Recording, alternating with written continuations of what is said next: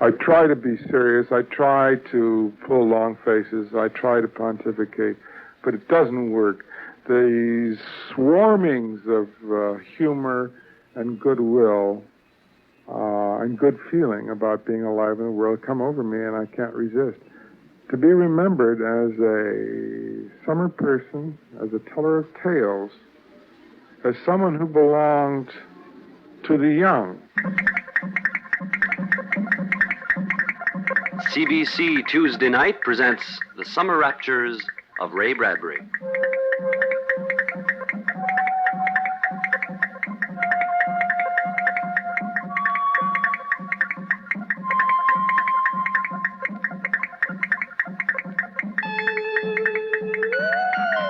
Still a young man at 50, Ray Bradbury sits in the colorful disarray of his Beverly Hills office in slacks and tie-dyed shirt. Through thick glasses and looking, in his own words, like a fish peering out at the world from an aquarium, he now stares and talks to Don Bell, a Montreal journalist.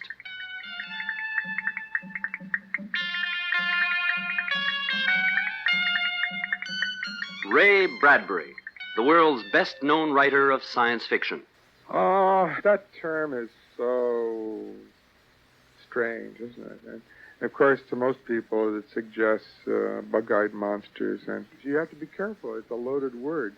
Most of all, I fit into the writer of mythologies. I am kin to the ancient Greeks and Romans, the writers of the mythologies of the gods. In fact, I've taken Janus as my favorite symbol. Who the two-faced god, his one face facing toward the past, and his other face toward the future. Because when you work that way, then you can become, to me, the perfect human being. Only if you have roots in the past that run deep and true and excitingly can you face the future and try to solve it with any wit and imagination and style. And that means you can live in the present comfortably, too. So I'm a writer of mythologies, a mythology of my youth, my childhood in Illinois. And that's what it is. I've tried to find metaphors to represent every part of that youth. The drinking of dandelion wine is a mythological act, isn't it? To stay young in the midst of winter, even though you're not young. You're old, but the drinking of the wine brings back the memory of the summer. And then, in many cases, I go into the far past. And even there, though, I'm creating convenient, short stories that are easy to tell to one another. Fairy tales. I'm a writer of fairy tales. And they happen to have, at times, the accoutrements of science fiction. But the science fiction purists throw me out with the bathwater all the time. I'm a rather uncomfortable person to have around. Do you remember when you first realized that you would be a writer? I was 12, and I had already fallen deeply in love with writers. I had a wonderful aunt, and God bless her, she lives here in San Fernando. And she's about 10 years older than myself, which makes her, in a way, almost a sister rather than an aunt. And we've been very close, and she began reading to me fairy tales. She gave me books of fairy tales, which I still have from my time I was 3 or 4. So she helped give me a good background, and she also taught me the true meaning of Halloween as a really wonderful, delicious time of year. And we celebrated all the holidays together, and she made life really wonderful and special. So, falling in love with Edgar Allan Poe at the age of 8, then I fell in love with all the science fiction writers. At the same year, late 1928, they began to appear. In 1929, Buck Rogers came on the scene, and wow, he was the greatest thing that ever hit the American newspapers. In fact, all these years later, I just was asked to write an introduction to the collected works of Buck Rogers, which I did, and very proud and happy to be affiliated with it because it's an old love, and I never give up my loves. You see, I'm not one of these snobbish intellectual writers who late in life says, well, gee, I must apologize. I really loved Edgar Rice Burroughs when I was 12, and I now tell you about my sins and bare my breast and ask you to forgive me. I wouldn't dream of doing a thing like that. That's the work of a fool.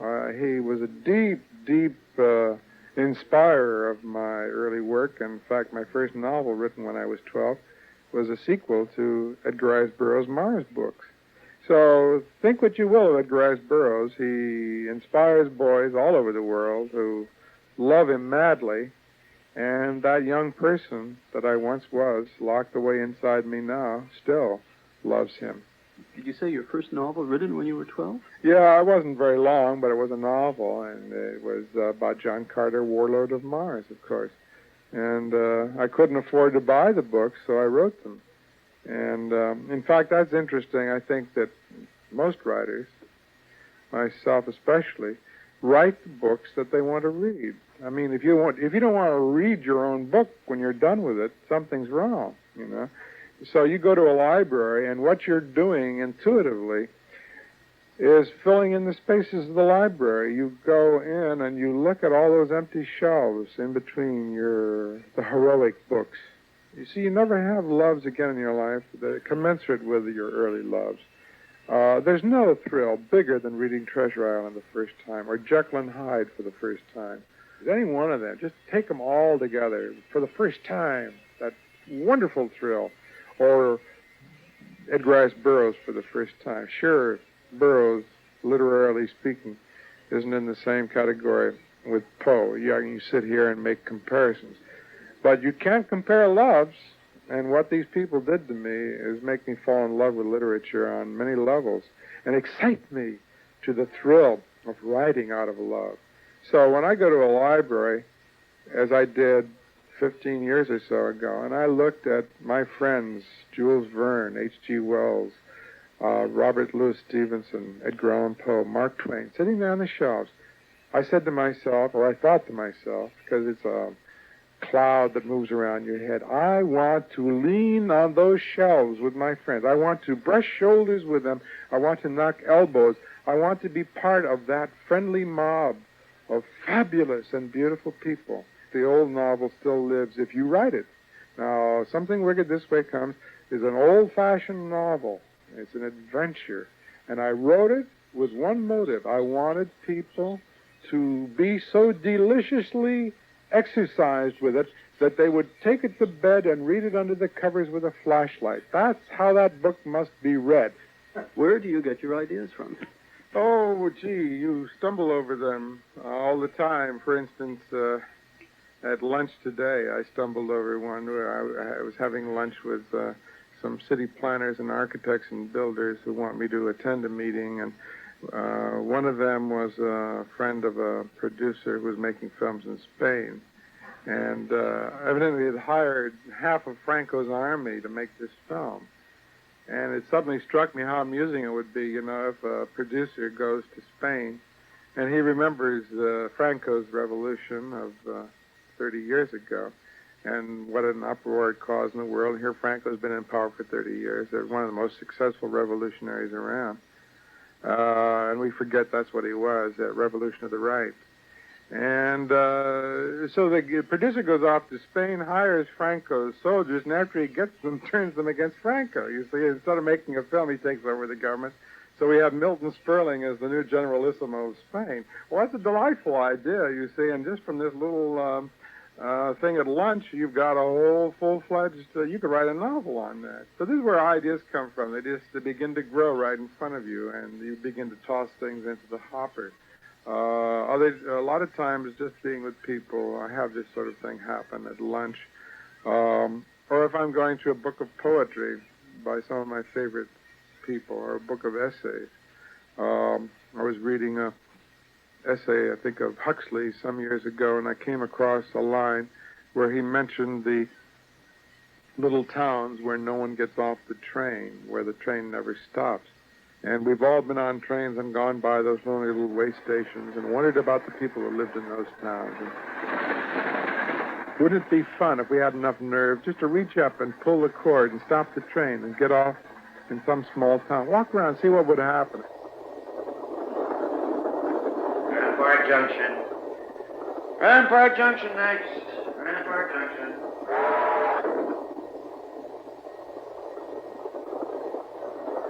I watched the telephone poles flick by, flick by, flick by. Far ahead, I could see the first faint outlines of a town. A church spire, a deep forest, a field of summer wheat. There's something about the town up ahead. I've got to get off the train and see. Otherwise, I'll always wonder what I missed.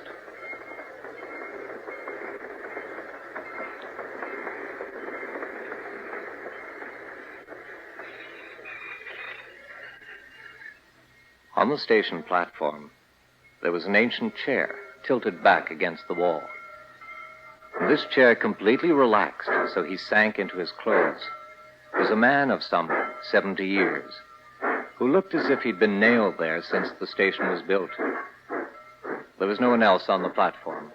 No cars waited by the cobwebbed office.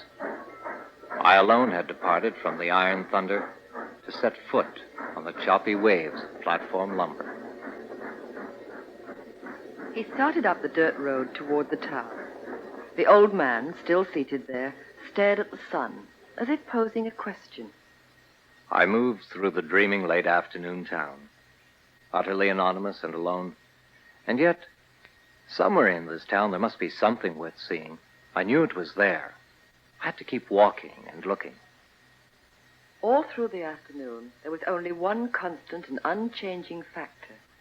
The old man in the bleached blue pants and shirt was never far away. When I sat in the drugstore, he was out front spitting tobacco. When I stood by the river, he was crouched downstream, making a great thing of washing his hands.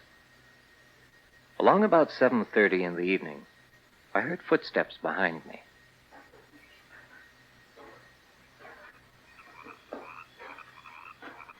Been a long time.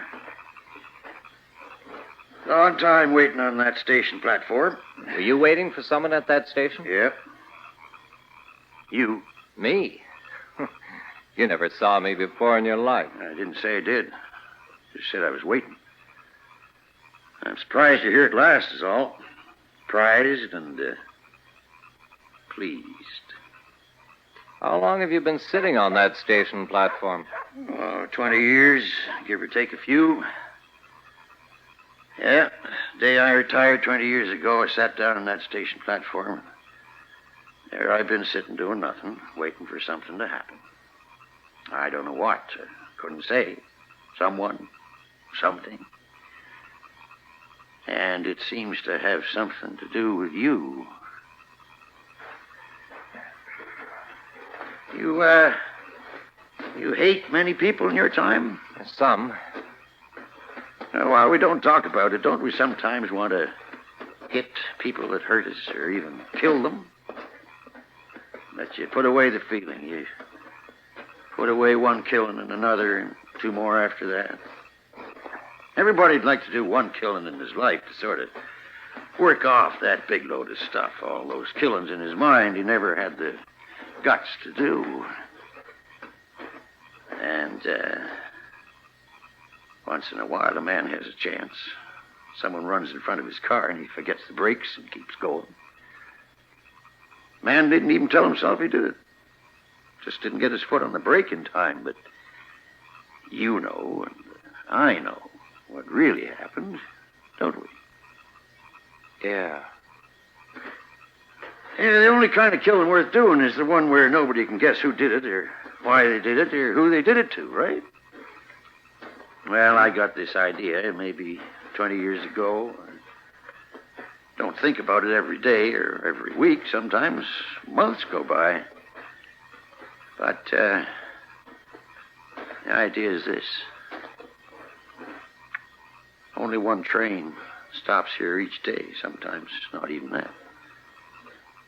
Now, if you wanted to kill someone, you'd have to wait, wouldn't you, for years and years until a complete and actual stranger come to your town. A stranger who got off a train for no reason.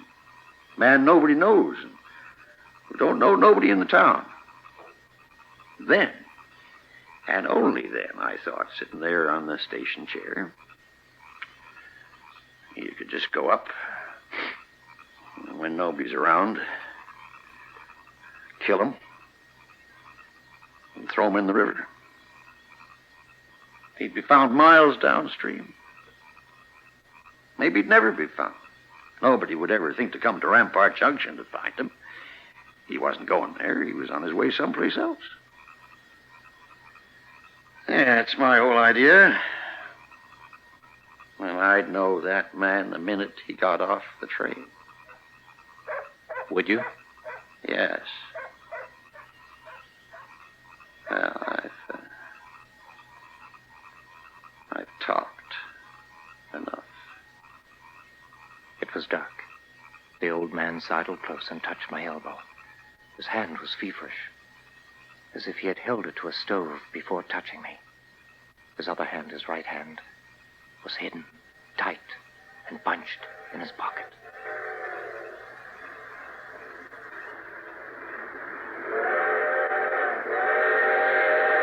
May I say something?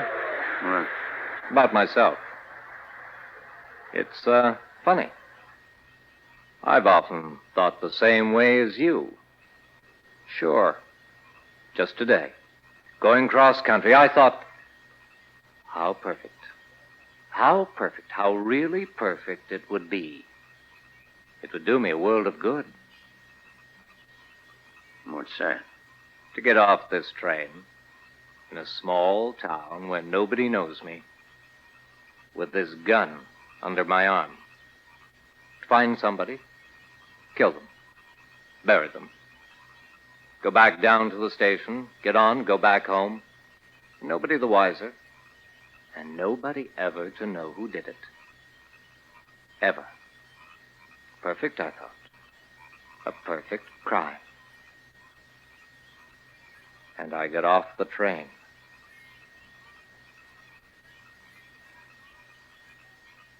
The world turned under me. I clenched my fists. I wanted to fall. I wanted to scream like the train. Suddenly I saw that all the things I had just said were not lies put forth to save my life. All the things I had just said to this man were true. And how I knew why I had stepped from the train and walked through the town. I knew what I had been looking for.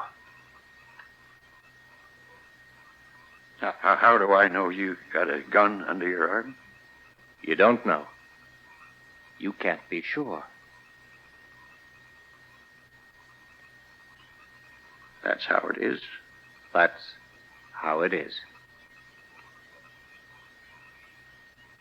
The old man shut his eyes tight. He shut his mouth tight.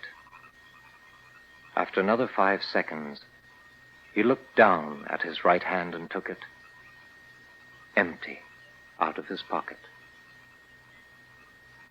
Slowly, with great weight, he turned away and started walking blindly into the dark. The old man gazed east along the empty tracks, where tomorrow, or the next day, or the day after that, a train, some train, any train, might slow, might stop. His face was fixed. His eyes were frozen toward the east. He looked 100 years old. Now the darkness that had brought them together stood between.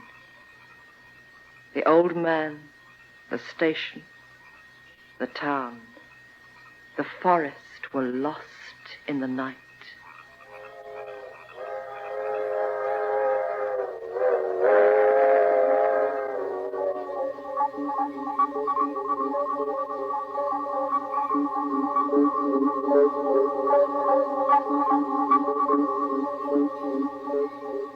We're all engaged in the fabulous activity of making do in this world. Everything we do is to survive. Examine any action. And you must remember every time you watch someone doing something, no matter how crazy it is, no matter how wild it is, no matter how foolish it is an attempt to survive. So we see someone behaving erratically.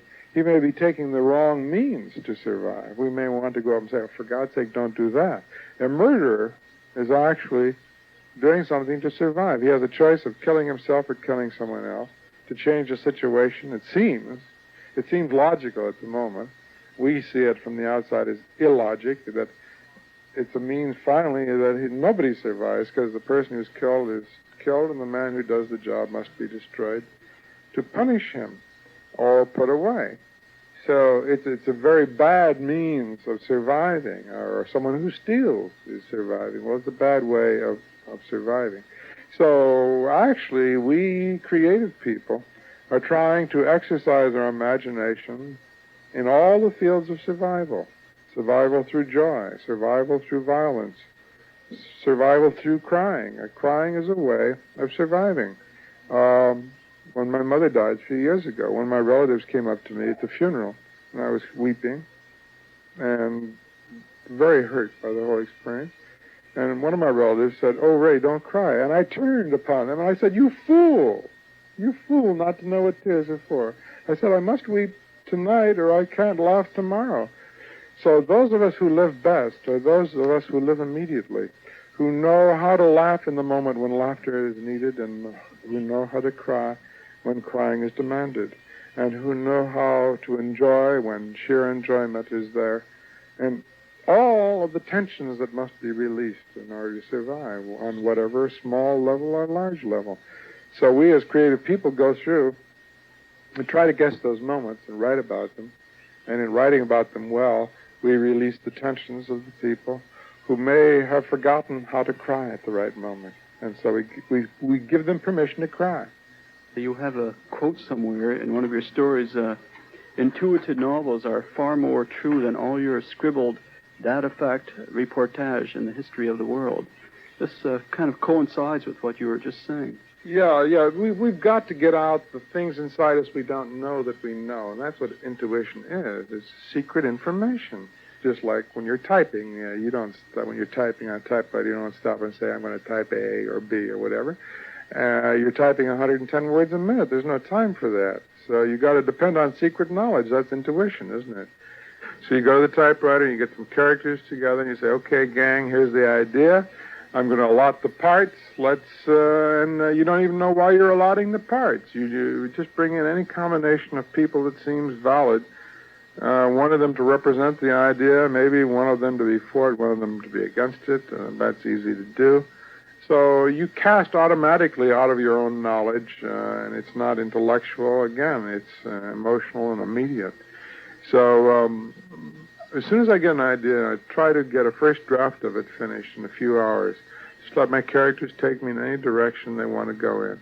A lot of times I sit here and word associate. Just write anything comes into my head. And a series of nouns. Put down things like the night, the lake, the dwarf, the frog, the window, the door, the house.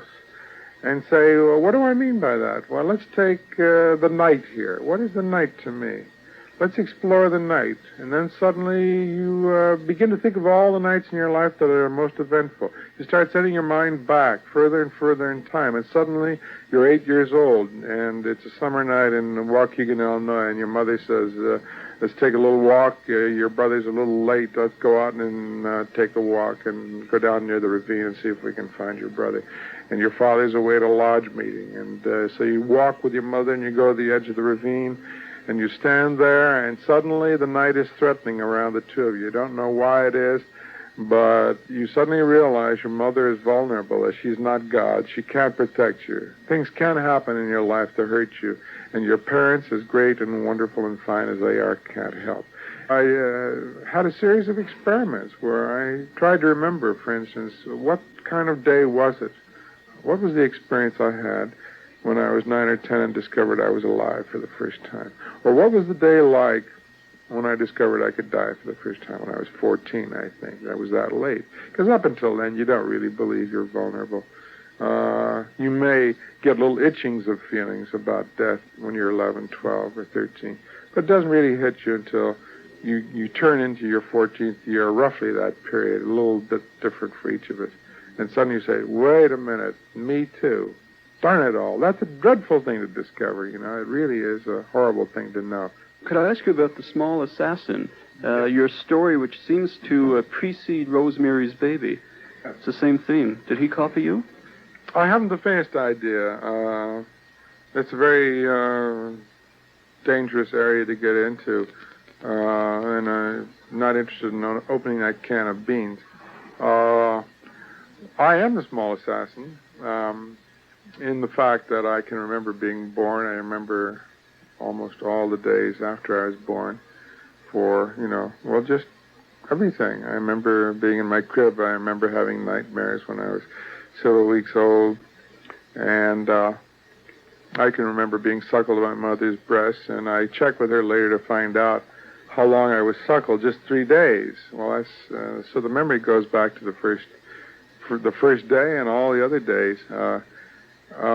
I guess I'm remarkable. I didn't realize I was remarkable. It just never crossed my mind. It was unusual. I've always remembered it, but I've checked with a lot of psychiatrists and psychologists later that I bumped into at parties, So you ask them, and there are very few cases of this sort of memory, evidently. Either we're born with our senses not ready yet to record, or if we do record, we forget it totally, and there you are. So I wrote The Small Assassin, story of a baby who is born fully aware and is mad at his parents for bringing it out into the world because it had it made. It was comfortable, It was fed and, in a way, clothed and housed. And so why come out into the world when you've got it made on a situation like that? So the child destroys its parents. And it's a nightmarish idea, but it's certainly based on sound traumatic theory in the field, and as far as we can tell about children. And it's quite a delightful story, even though the pregnant women of America are against me for having written it. You reread your stories very often? Occasionally. Certain special stories I get curious about, like the title story of I Sing the Body Electric. I reread that recently and cried, and it's a beaut. It's one of the... Did you? Yeah. Well, it's one of my finest stories. I think I'll be proud of that to the end of my life.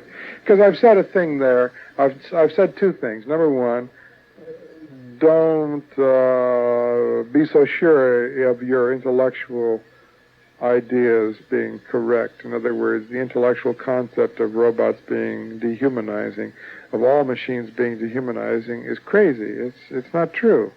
Some machines are and some machines aren't. And we have to pick and choose, in order to build better cultures, which machines to keep just the way they are and use them, and which machines we change.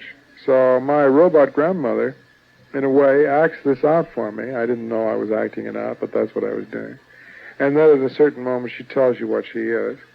But then, on the deeper and more interesting level, she personifies love and all we've been trying to discover about love in our lives, in love of our parents and the parents' love for children, our love for our friends. And it's a mysterious thing, love. We really don't know what it is. But she tries to put her finger on it for us, and she tries to tell us about that.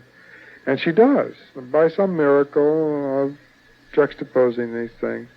My grandma, my electrical grandmother, speaks for all of us. And I love her. I love her.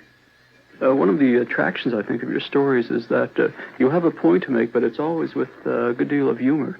That's important. If you can't deliver your blows with humor, you're sunk. The world is full of serious writers, and I've said time and again that life is too serious to be taken seriously. I prefer the works of Stephen Leacock. Here's one of your the great Canadian writer. So I first came upon his work, I'd say about 18 years ago, and drove my wife wild nights. She was trying to read in bed, and I'd begin to laugh and fall out of bed. And I'd say, I'm sorry, but I got to read you this. And then I'd read her a long section of Leacock. But Sunshine Sketches of a Little Town is one of the great books. The scene where the people on board the paddle wheeler have a panic and jump overboard and then discover the water is only about 2 feet deep and they can wade ashore is one of the great moments in the history of literature in any country, And his whole description of it. See, the great thing is that he was such a amiable, warm, wise, loving man. So you're able to take from him an analysis, a critical analysis of a culture and a people and customs, and swallow it and not be killed by it.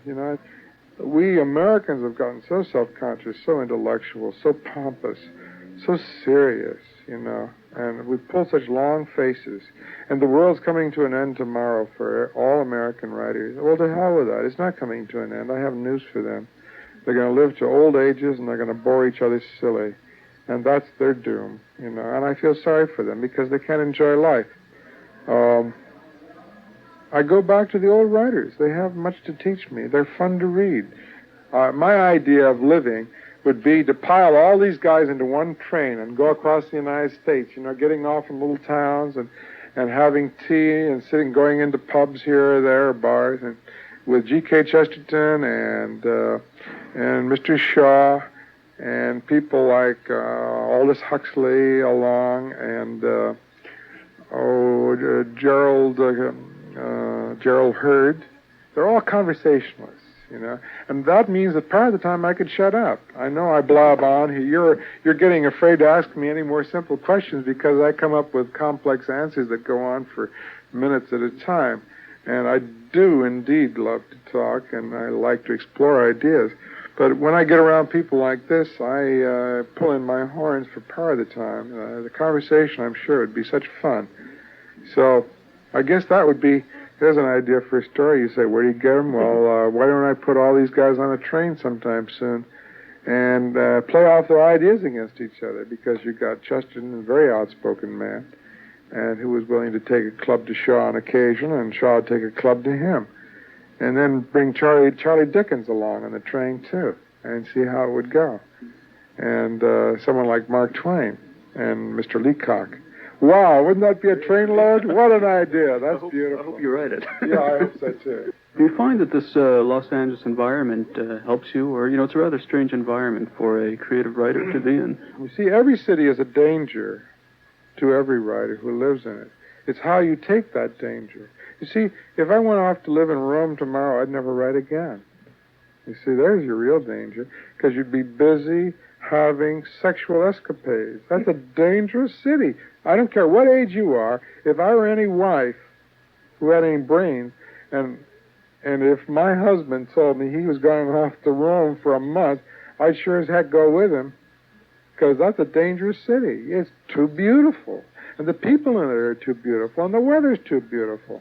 And all of a sudden you're in Lotus Land. Now, Los Angeles, by comparison, is Sauk City, Iowa. But all those beautiful Italian people there who are just going to make you fall in love with them and lead you off into the hills, and that's the end of you. So every city is a different kind of danger to every writer.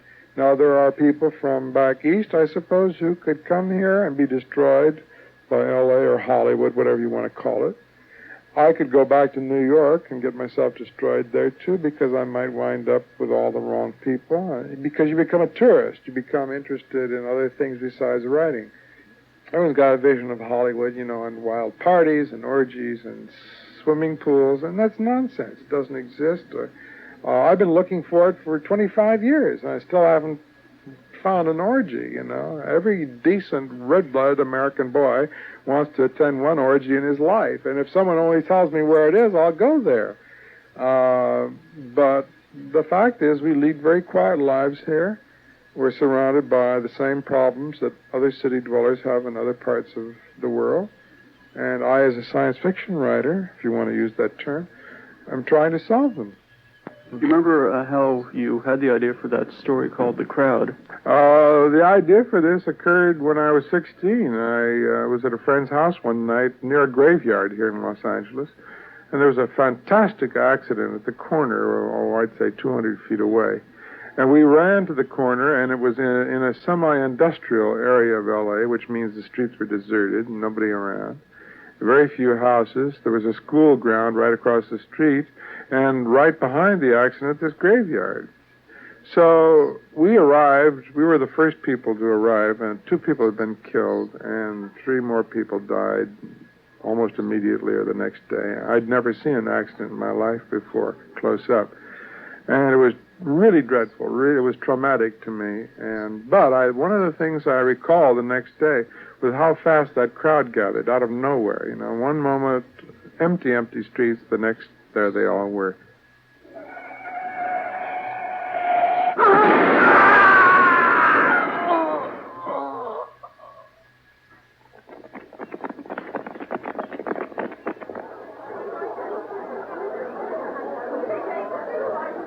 The faces hemmed in upon him, hung over him. The ring of faces, reading the time of his life or death by his face.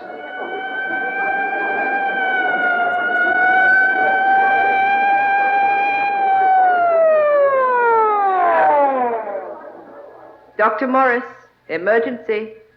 Dr. Ziegler, reception. Dr. Cranford, emergency. Dr. Morris, emergency. The Dr. car wheels Fraser, spun in his mind emergency. for days. Dr. Morris. One wheel, 4 wheels, spinning, spinning and whirring around and around and around.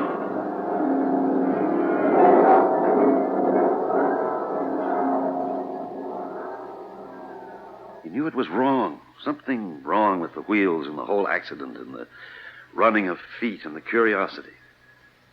The crowd faces mixed and spun into the wild rotation of the wheels.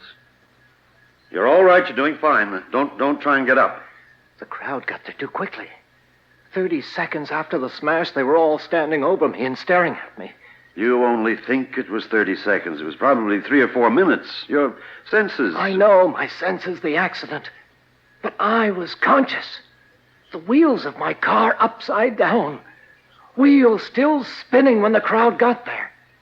And all those faces over me. Quick, in no time. And the way they looked down at me. I knew I wouldn't die. Simple shock. They released him from the hospital 2 weeks later. His friend sat across the desk from him, listening. I seem to have a penchant for accidents. I get out of the hospital this morning, and the first thing on the way home, we detoured around a wreck. Well, things run in cycles. What did I tell you? A truck and a cream-colored Cadillac. Spallner walked to the window. He was very cold, and as he stood there, he looked at his watch. 1, 2, 3, 4, 5 seconds. People running. 8, 9, 10, 11, 12. From all over, people came running. 15, 16, 17, 18 seconds. More people. Curiously distant, Spallner looked upon the scene. 19, 20, 21 seconds. And the crowd was there. Can you see those people? Can you see any of them? I wish we could see them closer. Where the hell are you going? Come on, hurry. They walked out onto the street. Spallner pushed his way forward. He thought he saw a red-haired woman with too much red color on her cheeks and lips. There. Did you see her? See who? Damn it. She's gone. The crowd was all around, breathing and looking and shuffling and mixing and mumbling and getting in the way when he tried to shove through. Evidently the red-haired woman had seen him coming and run off. Is she dead? She's dying. She'll be dead before the ambulance arrives. They shouldn't have moved her.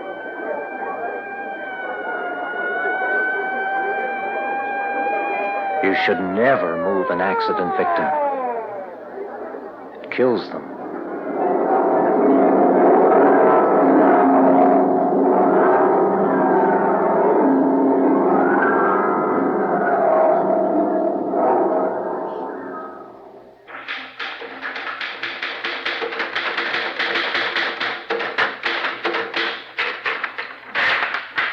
What's that file? Clippings of motorcar crack-ups and photos. Look at them. Mm-hmm. Not at the cars, but at the crowds around the cars. Here. Compare this photo of a wreck with one taken in another district 10 years ago. This woman is in both pictures. Coincidence? A coincidence once, maybe, but 12 times over a period of 10 years?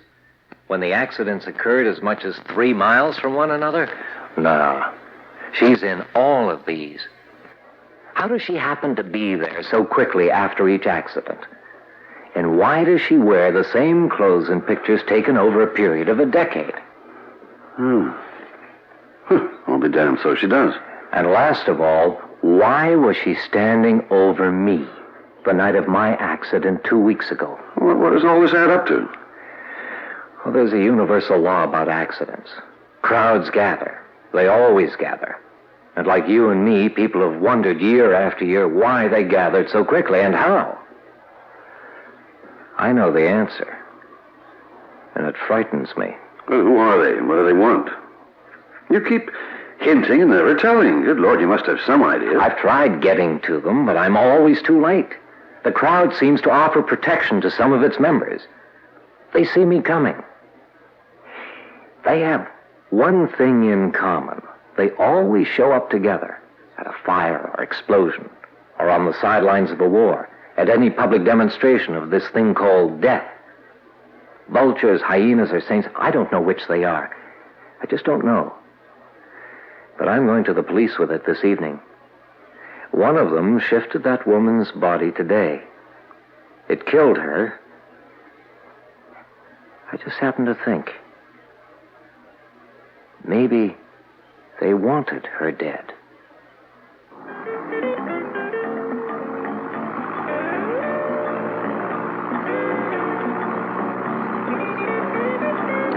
Spalmer took it slow driving downtown. He wanted to get there alive.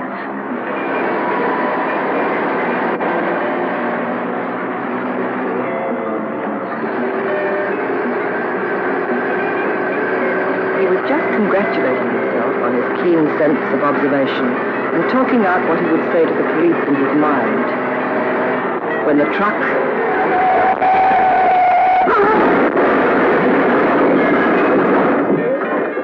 He fumbled with the car door. It clicked. He fell out upon the pavement.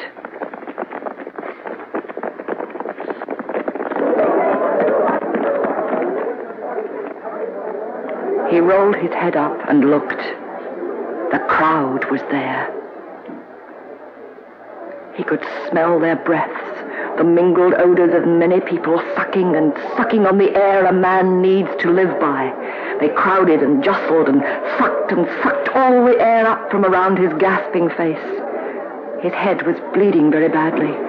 He tried to move and he realized something was wrong with his spine. He didn't dare to move. Here, give me a hand. We'll roll him over and lift him into a more comfortable position. No, don't move. Come on, we'll move him. You idiots, you'll kill me. Don't.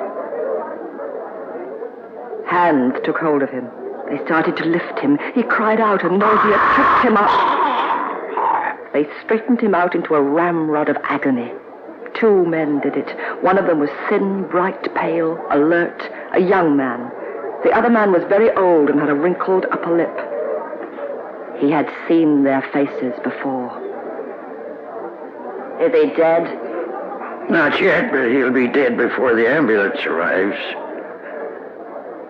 He squealed hysterically at the solid wall of faces. They were all around him. Through his pain, he counted their faces. The freckled boy. The old man with the wrinkled upper lip. The red-haired, red-cheeked woman. An old woman with a mole on her chin. I know what you're here for. You're here just as you're at all accidents. To make certain the right ones live and the right ones die. That's why you lifted me. You knew it would kill. You knew I'd live if you left me alone. And that's the way it's been since time began, when crowds gather. You murder much easier this way. Your alibi's very simple. You didn't know it was dangerous to move a hurt man. You didn't mean to hurt him. He looked at them, above him, and he was curious as a man under deep water looking up at people on a bridge. Who are you? Where do you come from? And how do you get here so soon? You're the crowd that's always in the way, using up the good air that a dying man's lungs are in need of. Using up space you should be using to lie in alone. Tramping on people to make sure they die. I know all of you. Someone picked up his suitcase. Whose is this? It's mine. It's evidence against all of you. Fowler saw it was too late. He read it in their faces. They knew.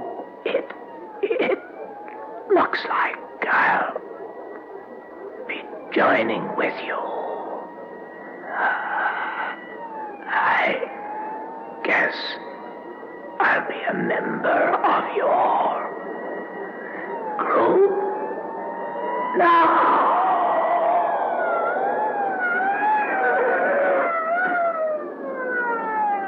He closed his eyes then and waited for the coroner.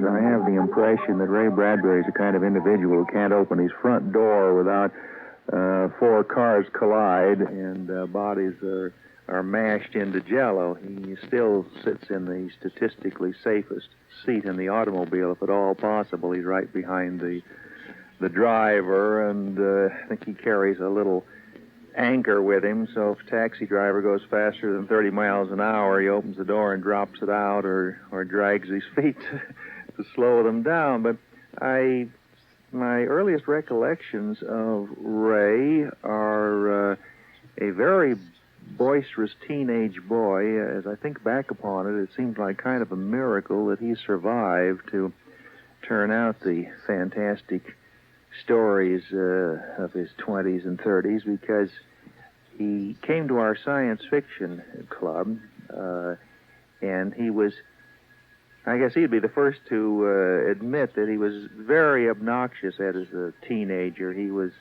quite the opposite of what he is today. He was very loud, and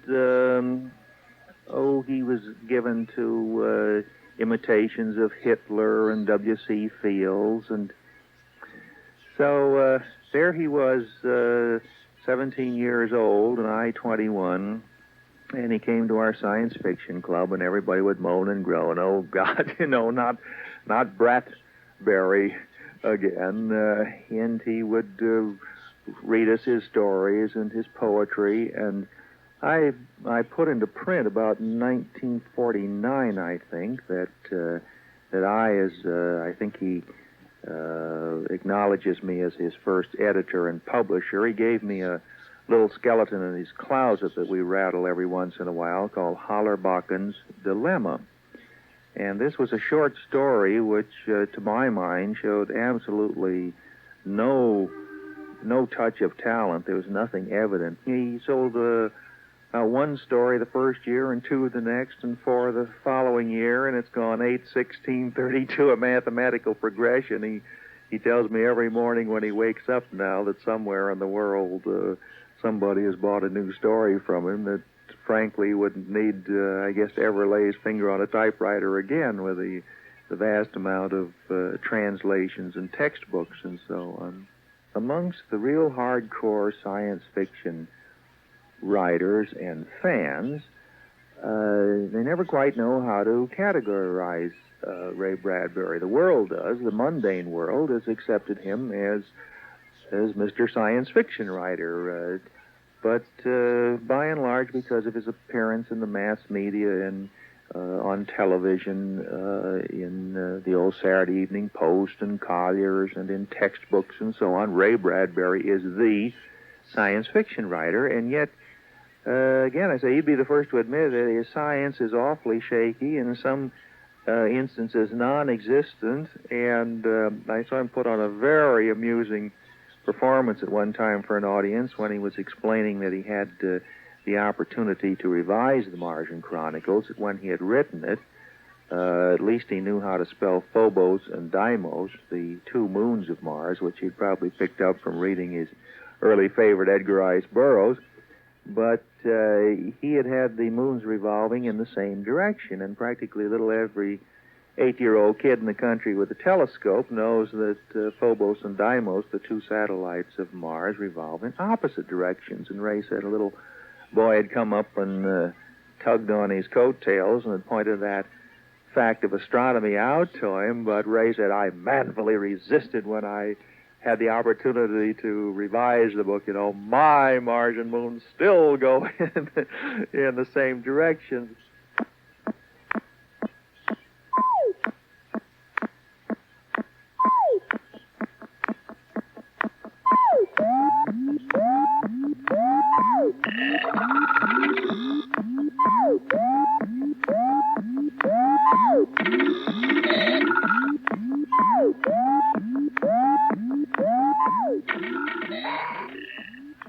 I was in London the night of the Apollo 11 landing on the moon, and I was in tears and utterly thrilled and so happy and so proud of the whole human race.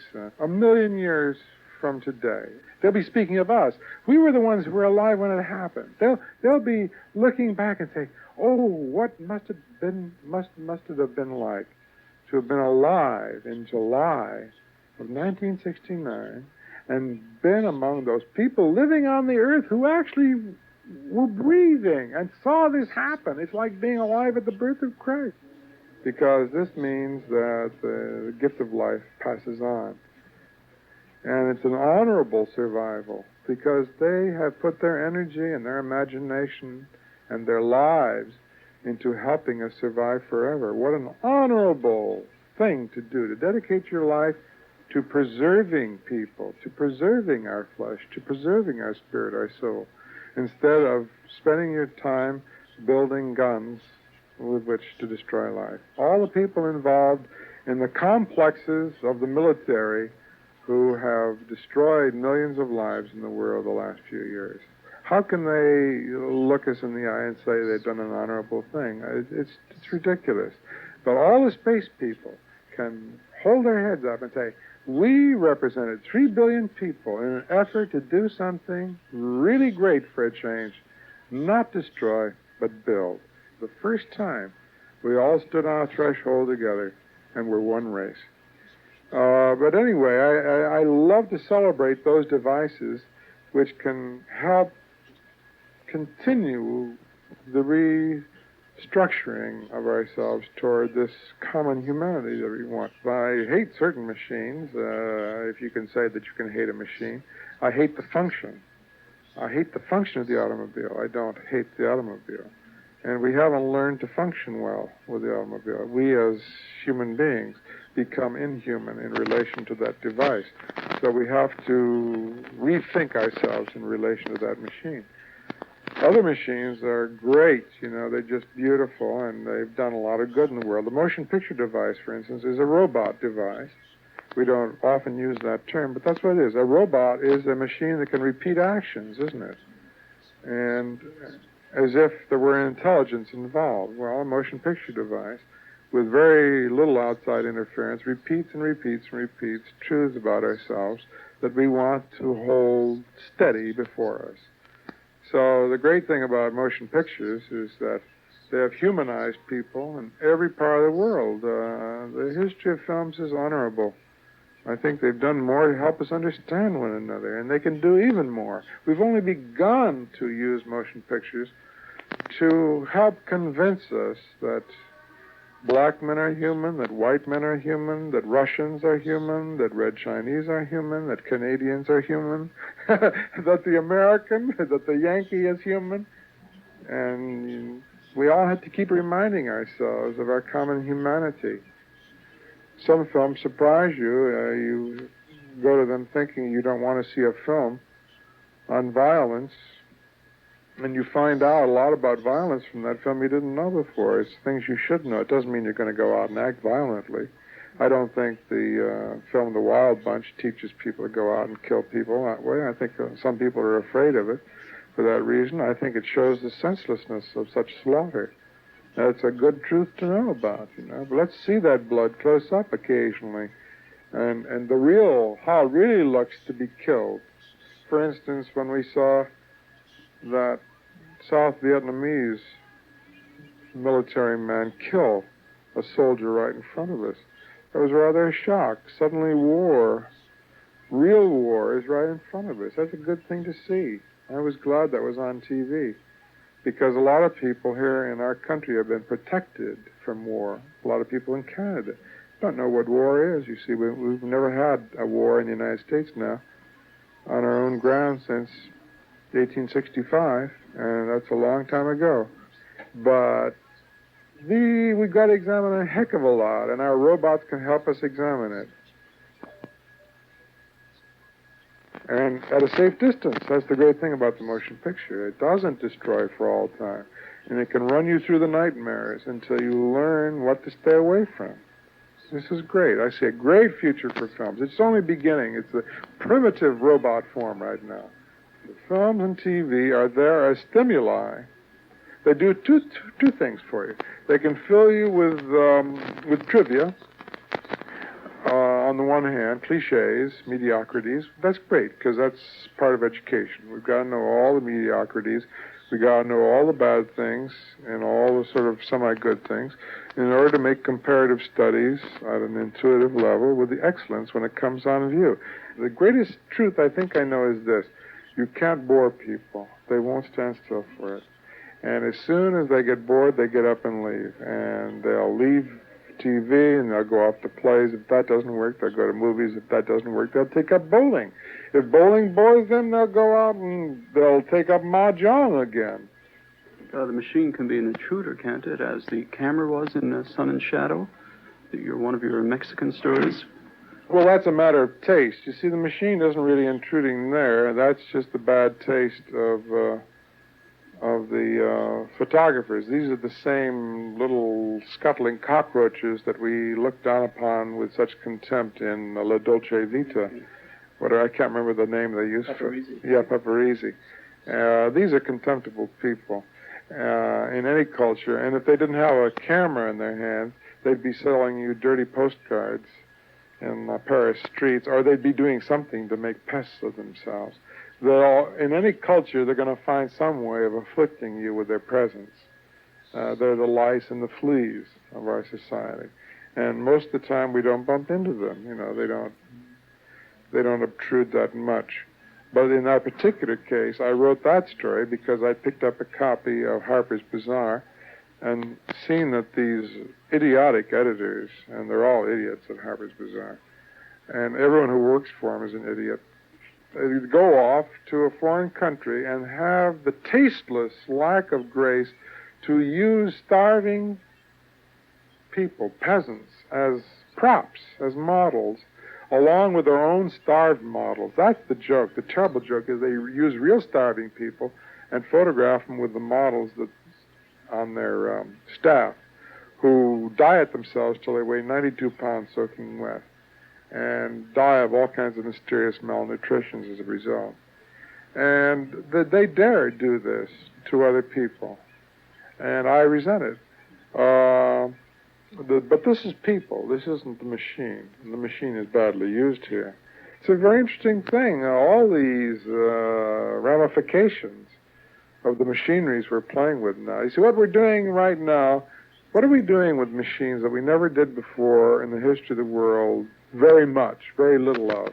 We're trapping time. Now, up until 100 years ago, we only had a few accepted ways of trapping time, so we could look at it in books, where you trap a moment and think about it, in statues, and you can walk around them and look at them, and in paintings. And buildings are a way of trapping time, because we actually do have buildings like the Pantheon that are 2,000 years old and have been around since all the Caesars. But there aren't too many buildings that old in the world.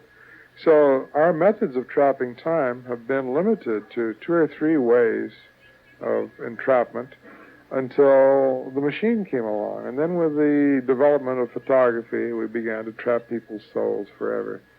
And it's a very sad experience and horrifying. In fact, one of the most horrible moments, spectral moments, in motion pictures in the last 10 years, where you're haunted by the specter of time, is in Robert Wise's The Haunting, where he takes a baby and in, I'd say, 65 seconds of lap photography, grows that baby into a child, into a young woman, into a middle-aged woman, into an old woman, and then kills her off right before your eyes, all in about 60 seconds.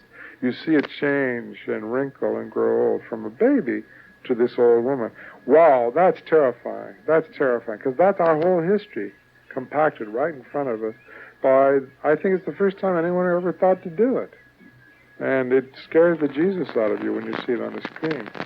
So there are all kinds of ways of scaring yourself, all kinds of ghosts to haunt you, the ghost of the future, the ghost of your own past. And all these ghosts are trapped in the new machines. You're trapping me right now on tape here. And long, if you want to keep this long enough, long after I'm dead, here's my voice coming back from the grave.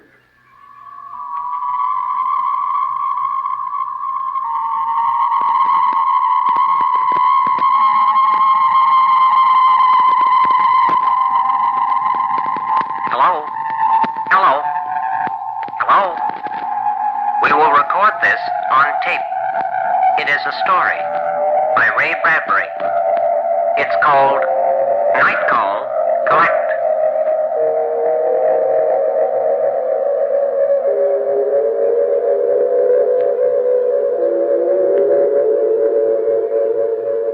He sat, a man 70 years old, in an empty room, in an empty house, on an empty street, in an empty town, on the empty planet Mars. He sat as he had sat now for 50 years, waiting. On the table in front of him lay a telephone that had not rung for a long, long time. It trembled now with some secret preparation. His nostrils twitched, his eyes flared wide. The phone shivered ever so softly. He leaned forward, staring at it.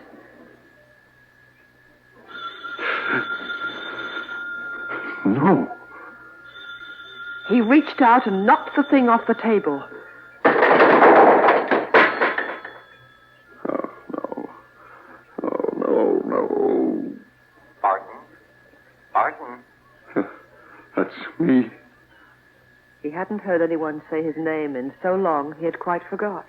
For after all, he was alone on an empty planet, in an empty town, in an empty house. Barton? Barton? Barton? Barton? Shut up.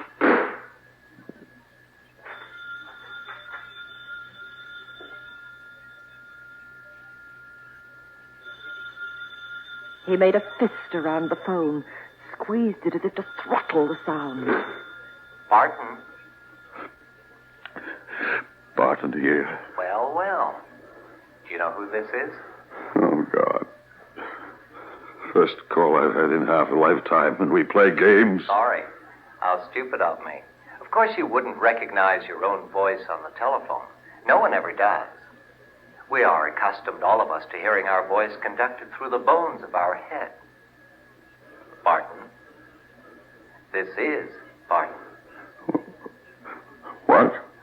Who do you think it was? A rocket captain? Did you think someone had come to rescue you? No. No, of course not, but... What's the date? July 20th, 2097. Good Lord, 50 years. Have you been sitting there that long waiting for a rocket to come from Earth? Now, old man, do you know who I am? Yes. Yes, I remember. We are one.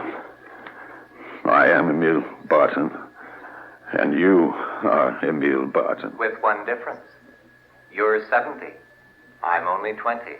All of life before me.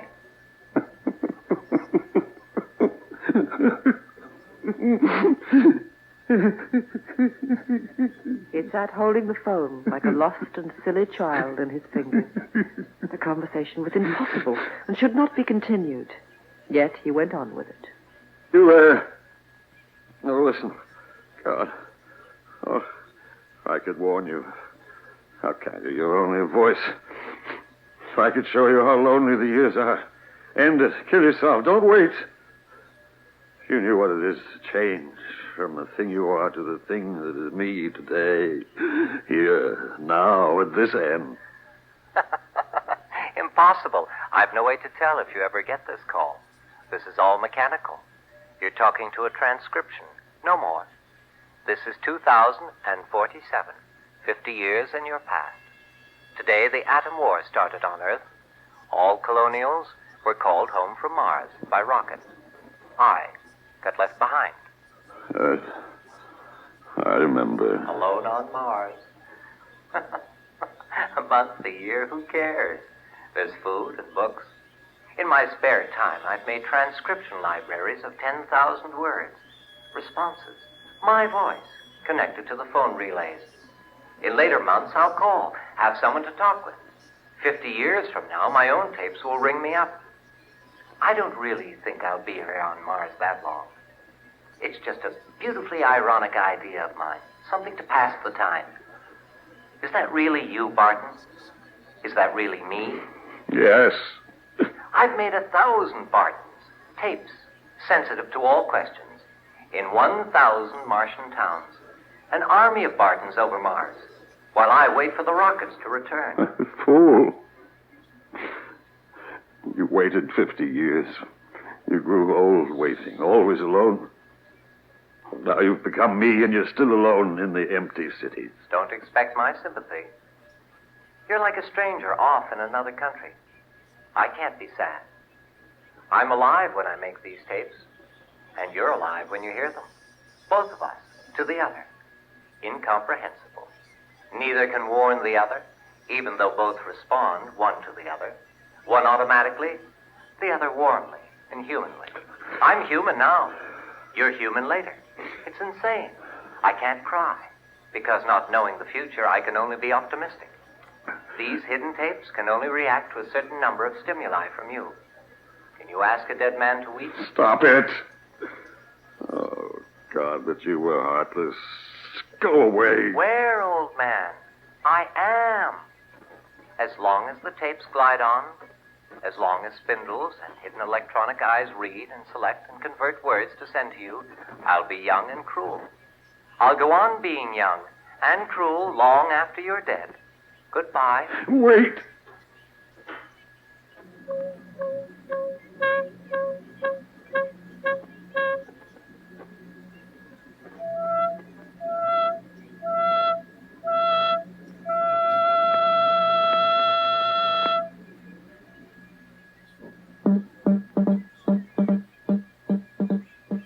Barton sat holding the phone a long time.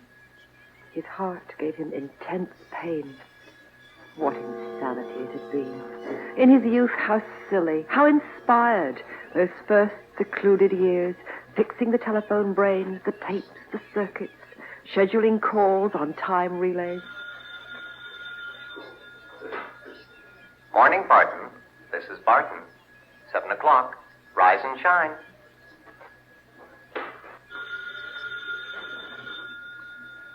Barton? Barton calling. You're to go to Marstown at noon. Install a telephone brain. Thought I'd remind you. Barton? Barton? Have lunch with me? The rocket in?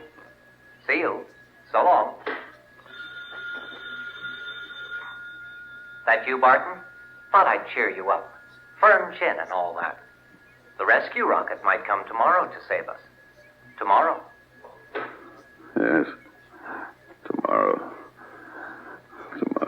Tomorrow. But the years had burned into smoke. Barton had muted the insidious phones and their clever repartee. They were to call him only after he was 70, if he still lived. And now, today, the phone ringing, the past breathing in his ear, whispering, remembering. I don't have to answer it. There's no one there at all. Hello, old Barton. This is young Barton. I'm 21 today. In the last year, I put voice brains in 200 more towns. I populated Mars with Barton. Yes, hidden voices, something to do. You rushed over blue hills and into Iron valleys with a truck full of machinery, whistling, happy. That young idiot, that sadistic fool, never thinking someday he might reap this harvest. Last night I sat alone in a movie theater in an empty town. I played an old Laurel and Hardy. God, how I laughed. Yes. I got an idea. I recorded my voice 1,000 times on one tape. Broadcast from the town, it sounds like 1,000 people. A comforting noise, the noise of a crowd. I fixed it so doors slam in town, children sing, music boxes play, all by clockwork. If I don't look out the window, if I just listen, it's all right. But if I look, it spoils the illusion. I guess I'm getting lonely. That was your first sign. First time you admitted you were lonely. I've experimented with smells. As I walk the empty streets, the smell of bacon, eggs, ham, fillets come from the houses. All done with hidden machines. Madness. Self-protection. I'm tired. It was too much for the old man. Swaying, he moved down the tower stairs to the streets of the town. The town was dark. No longer did red neons burn, music play, or cooking smells linger. Long ago, he had abandoned the fantasy of the mechanical lie. Listen. Are those footsteps? Smell. Isn't that strawberry pie? He had stopped the door.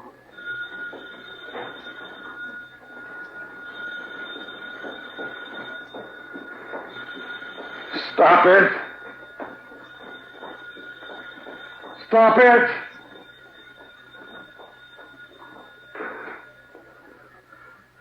Yes? Hello, Barton. What do you want? I'm lonely. I only live when I speak, so I must speak. You can't shut me up forever. Leave me alone. Oh, my heart. This is Barton, age 24. Another couple of years gone. Waiting. A little lonelier. I've read War and Peace, drunk sherry, run restaurants with myself as waiter, cook, entertainer. Tonight I star in a film at the Tivoli. Emil Barton in Love's Labor Lost. Playing all the parts, some with wigs. Stop calling me or I'll kill you. You can't kill me. You'll have to find me first. I'll find you. You've forgotten where you hid me. I'm everywhere. In boxes, houses, caves, towers, underground. Go ahead, try.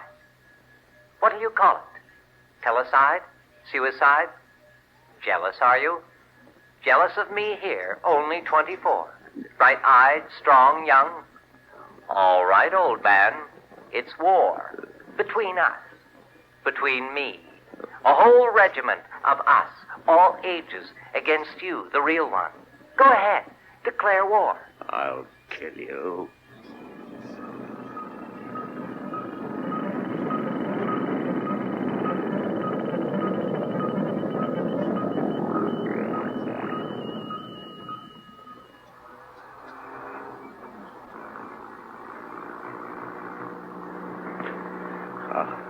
I'll find them and destroy all of them.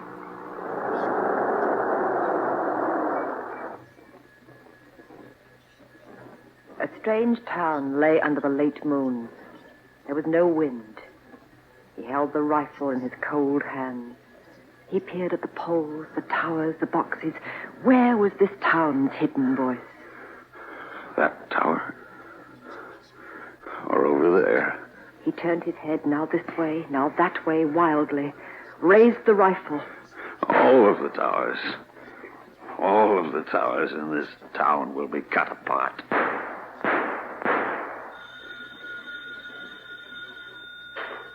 Hello, Barton. Just a warning. Don't try to rip down all the towers, blow things up. Cut your own throat that way. Think it over. He understood. He could not destroy the towers. Suppose a rocket came from Earth. Impossible idea, but suppose it came tonight, tomorrow, next week, and landed on the other side of the planet and used the phones to try to call Barton, only to find the circuits dead. A rocket won't come. I'm old. The It's too late. But suppose it came, and he never knew. No, he's got to keep the lines open. I'm coming.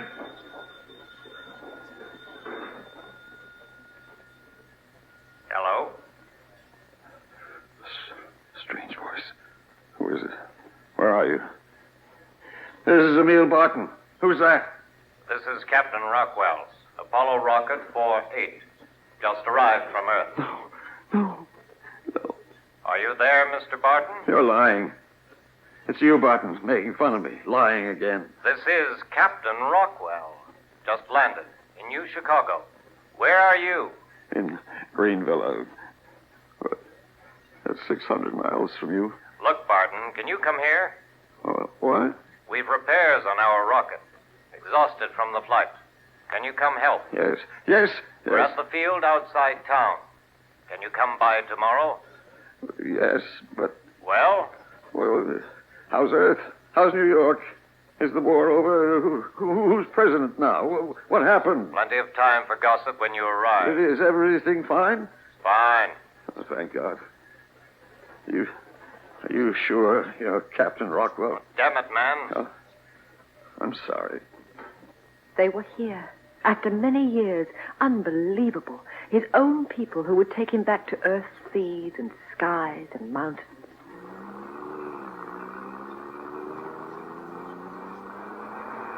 He would drive all night. It would be worth the risk. To see people, to shake hands, to hear them again. That voice, Captain Rockwell. It couldn't be myself 40 years ago. I never made a recording like that. Or had he? In one of his depressive fits, in a spell of drunken cynicism, hadn't he once made a false tape of a false landing on Mars with a synthetic captain and imaginary crew? No, suspicious fool. Now is no time to doubt.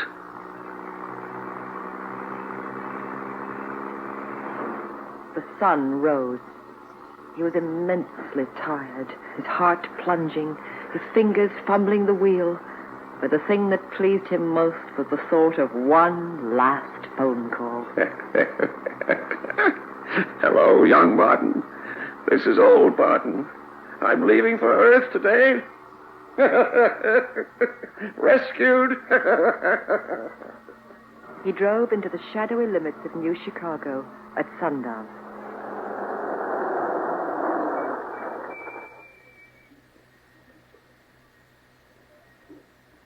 The rocket field was empty. No one ran to meet him. No one shook his hand, shouted, or laughed. He felt his heart roar. He knew blackness and a sensation of falling through the open sky. He stumbled towards an office. Inside, 6 phones sat in a neat row.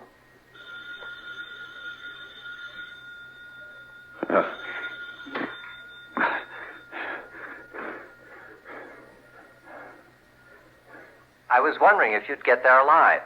Captain Rockwell reporting for duty. Your orders, sir? How's your heart, old man? No. Had to eliminate you some way so I could live. If you call a transcription living. I'm going out now. I'll blow up everything until you're all dead. You haven't the strength. Why do you think I had you travel so far, so fast?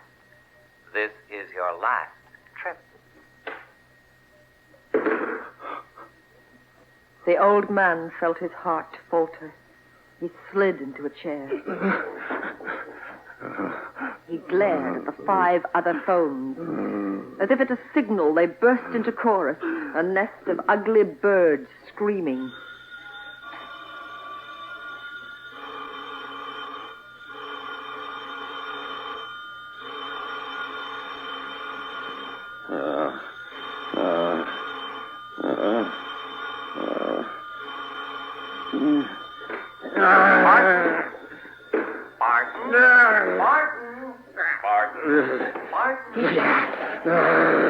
He throttled the phone in his hand. He choked it and still it laughed at him.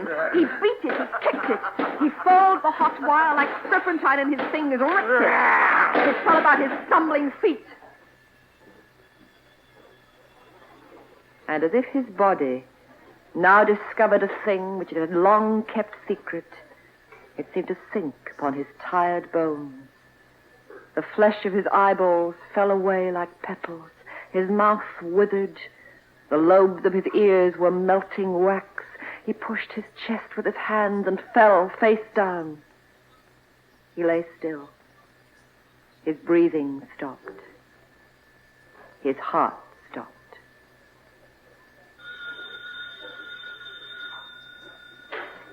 Hello, Barton. Yes, Barton. I'm 24. I'm 26. We're both young. What happened? I don't know. Listen. Congratulate me, Barton. This is my 26th birthday. Congratulations.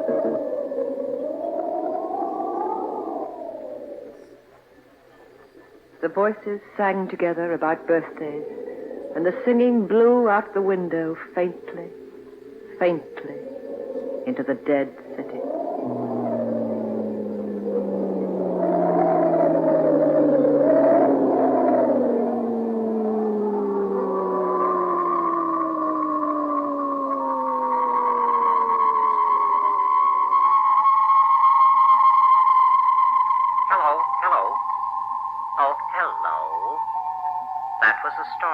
Recorded on tape, entitled Night Call Collect. 2 other stories heard earlier were also trapped on this very tape. A town where no one got off. It made me feel sad. The crowd? I thought that was weird. With voices of Bud Knapp, Minyo Elkins, and Howard Rishpan. That's me, Howard Rishpan. Congratulations.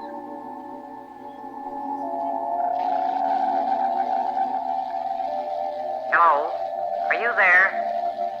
All 3 stories were adapted for radio by Don Bell. Don Bell. Don Bell. He also recorded his and the author's voice on his machine. Listen. The Summer Raptures of Ray Bradbury was edited and produced by Claudette Lenehan. Lenehan?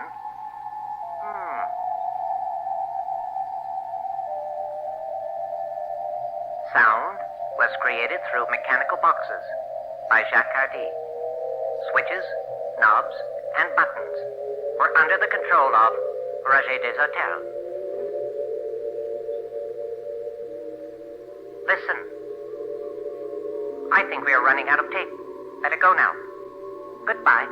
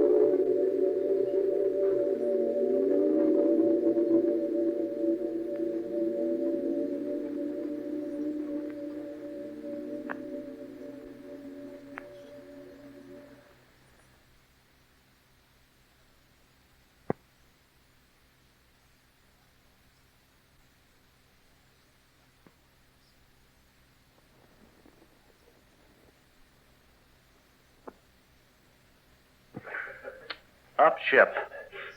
The great rocket, fare thee well, rose on confettied legs of cinnamon fire and hot clove, gleaming, glowing, shimmering, 10,000 tons of sky metal, 10,000 hopes and prayers. Up, up, up. Sir, said White, the first mate, in his clipped British accent, I think we're going up, finished the captain, smiling gently. His name was Black. The visa-screen glowed green. Brown, the astrophysicist, said nothing. The great sky giant shot upward, a star, an arrow, a lance, a spear, a dart, a needle, a pencil, a fire, a flame, a kitchen sink, an entire carnival breathing on the Illinois air. Wine, said the captain, sighing, like old wine. Up, ship, up, a cry from every throat, a sob, a whisper, a song, a prayer, an exaltation, a stillness. It makes the tears come to your eyes. said Captain Ralph Black simply, sweating like a horse, a cow, a steer, a breath. The stars swam by in a bowl of milk. I'm, faltered astrologer's mate Blue, his voice strange. Thirsty? Finished Captain Black bitterly. Then he added, lips drawn back over yellow teeth. Aren't we all, Blue? The fare-thee-well swept past the stars like a great fire balloon, the men inside sobbing and laughing all in one, each of them afraid, uncertain, like small children on their first 4th of July picnic. Well, said Captain Ralph Black, nodding, looking at each of them in turn, we're going up, finished the men in one crying voice. All the sadness of eternity was in that voice, and all of the pumpkin kitchens that ever were. There was a smell like dry confetti in the airless air, a smell like old sauerkraut and tennis shoes worn and put away.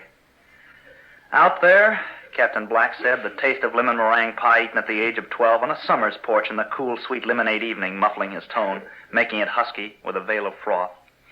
Out there are all the ups and all the downs and all the sideways that are known or ever will be known. Beside him, brown and green and blue and all of the others stood quietly, with their faces flickering like summer fireflies on a June morning with the smell of salt and baked pumpernickel in the still air. I could cry, said the captain simply. Yes, said White. Well, said the captain. Well, said Green. The captain began to sing now, softly, a song of deep ocean space, of loneliness, of all the never-hads, a song he himself had written. So it's up we go and up, my lads, to where the stardust glows, and the crew, knowing his thoughts, and more important than this by far, knowing his song, blended their voices with his. From moon to moon and star to star the weary spaceman goes. Up they went, up and ever up. When you go up, said Captain Ralph Black, there's only one direction to go. Yes, breathed Blue, turning to Green with a sigh. Up, chorused the crew, their cry resounding in the metal ship they rode like the sound of exuberant pigeons. It reminded the captain of his childhood in Yucca Bluffs. He closed his eyes and his mother's cooking came back to him, even across the long years and the long miles that separated them. And his long nostrils quivered, full of the smell of cabbage and corned beef, of stale Limburger and old beer cans and his brother George. Ah, said Captain Ralph Black softly, hands clenched. Ah, ah, ah, ah, ah, ah. Now the ship moved past the seasons, past winter, past summer, past spring, and past fall, past red leaves in October and red barns full of cow. The captain looked at the crew, and the crew looked at the captain. Each man had a job to do, but they all stood there, frozen, looking at the captain's red face. Well, said Blue, whitening. Captain Ralph Black stared for a long moment at his old friend, the skin tight, tight across the scarred knuckles. I'm sorry, asked Blue. You needn't be, you know. He smiled, a tight, white smile. It's part of the game. Yes, said the captain through clenched teeth, the game. No one spoke for a long, long moment. All of time was in that moment, and all of the fallen Christmas snows that ever were or ever would be. The game. Now the ship moved up, a sea whale sperming in space, a dark night mammoth, moving through tides of stardust, lost and gone forever. The captain swore and then sighed. Damn, he said. I feel good? Asked radio repairman's mate Bob Silver, the quick one. And Captain Ralph Black smiled. Lord, Lord, said Green. I'm like a kid going home with no lunch. I feel all empty inside. Empty? Breathed the captain slowly, lips set, savoring the word and the meaning of the word. The crew did not move, and the ship drove for the black of eternities, and space was like a... Suddenly the captain quit thinking about what space was like and swore under his breath, and then over it. Who in the bloody hell, he questioned, is it the controls? No one could answer. They stood frozen, blue, silver, brown, white, green, and of course black. I thought you were, Cap, Brown said at last, using the familiar term in the duress of these strange and ever stranger circumstances in which each man felt himself a child again, lollipop in hand, strawberry ice cream melting in the mouth. They stood then for a long, long, long moment, looking at one another. Blue turned to green, and white turned to brown, and silver turned to black, and they looked at each other across the short, short distance as though separated by an eternity of eternities and an infinity of infinities, instead of merely the short, short distance. This, said the captain, is not good. It is not good that no one should be at the controls, for we must go up, up, and ever up until... He stopped, and the crew looked at him suddenly as though he had uttered a naughty word. The swift and devastating impact of his unfinished sentence struck them like a whip, a lash, a ball, a feather, a puff of smoke, a boat whistle. Until what? They said in unison. Until what, Captain? Say it, sir. Say it, say it, say it. We're not children, you know. We're grown men, grown men. We're not children. But they were wrong. We're all children in space, Captain Ralph Black said gently, wiping his nose on his sleeve. The captain felt like a child again, and he did not feel like a child again. He felt sick, and he did not feel sick. We've got a job to do, he said, looking at all of them, at each of them. He saw them, and he did not see them. He was crying. Green put his brown hand on Black's red-suited shoulder. We're all that way, sir, all kids, all frosty mornings with dew on the grass. What do you mean? Asked the captain, eyes closed, trembling. I mean nothing, Green said faintly, head down, and I mean everything. He turned away and did not look back. He's gone, Captain, said Silver, showing his teeth. There was a sudden sound like paper tearing, like a fire engine belling, then a smell like wood smoke on an autumn evening. The great ship screamed, a sudden, high-pitched, terrifying metal scream. The men stood like icicles on the deck, frozen. What is it? Asked Captain Ralph Black slowly. His face was haunted, like the face of a man who has looked into a mirror and suddenly found a man there who was not the man he thought would be there, but another man, a stranger, whom he had never seen before and who made him feel a little like a boy whistling past a silent graveyard where all the stones are white as milk under the moon. The engines, the men cried. The engines are failing. Steady, men, said Captain Ralph Black, feet braced, his blood turning to raspberry sherbet. Steady, White said. Steady, echoed Blue and Brown and Bob Silver and all of them. Yes, steady, said the captain. The dials. What do the dials say? White leaped to the dials. He looked at them with the feverish intensity of a man who was afraid to look for fear they might remind him of some long-ago forgotten dream when he was all towhead and brambly sweater and scabs on the knees and the playground lights went out. Aye, he gasped, sweat beading his face like clear crystal rain. Can't.